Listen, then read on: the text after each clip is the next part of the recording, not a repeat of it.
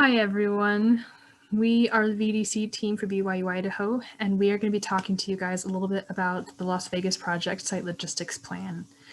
I'm Brittany Hawken, and with us we also have Stefan Bills, Sarah Hale, Madeline Nem, Derek Grover, Philippe A, and Cash Traveler. We plan on talking about what went well with the site logistics plan that we were given to analyze, and how those things are going to impact the site overall. So without further ado, we are going to turn it over to Stefan and Cash to talk about site flow.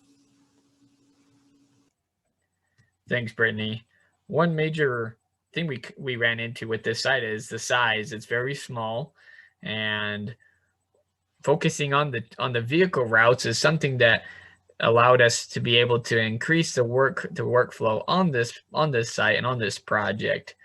Additionally, to the east, you'll see that there's the long-term utilities such as your site office, your continued dewatering, your concrete washout, and these keeping these to the side will increase the site workflow as well as increase productivity.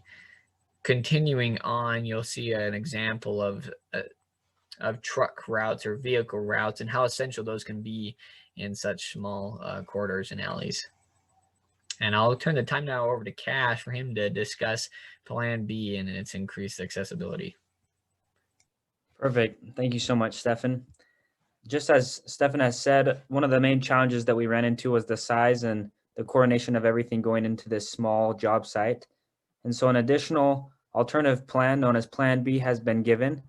As you can see, there's a new red dotted line and the route has changed. Some of the main changes with this is our entrance and our exit is no longer located in the same spot, but rather they're separated. The entrance is further south, whereas the exit is now further north up a block, as well as the route being changed. Along the route, we have been given additional room to the north for vehicle parkage, as well as material storage. This is to be leased. The only way that this Plan B would be made possible is through an arrangement with the property owner. I'll now turn the time over to Derek and Felipe for Safe Worksite. Thanks, Cash. So you might be asking, how are we going to protect all these people on and around the site? Well, we have a plan for that. We're going to be using safe surgical demo and overhead protection. In regards of demolition, we'll be using soft demo to avoid damage to close by buildings and pedestrians, and we'll be using long reach demolition to help protect the workers and the operators. I'll now turn the time over to Felipe for the overhead protection. Yeah, thank you, Derek. Now, in order to protect the people, we are using these overhead protections, these structures that are next to the demolition. And then in this way, we will be sure that everyone will be alive. And yep, thank you. And then the time is for Sarah and Madeline. Thanks. Thank you. And we're just going to talk about dust control.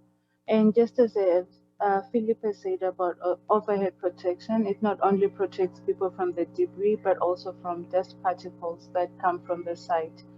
And we use the barriers and fencing to be able to also protect and prevent soil from blowing off the site and prevent any chances of erosion on the ground as well.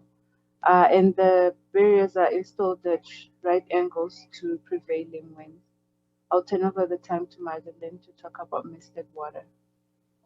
Thank you, Sarah.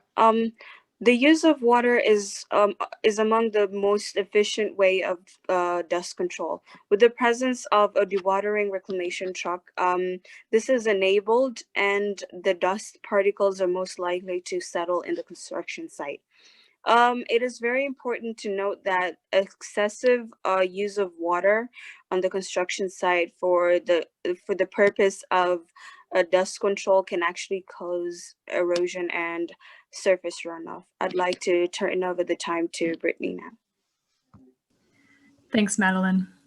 So in conclusion, we believe that with the entrance of a good site logistics plan and by using good site flow, site safety, and dust control, that we will be able to have the best construction experience for this location in Las Vegas.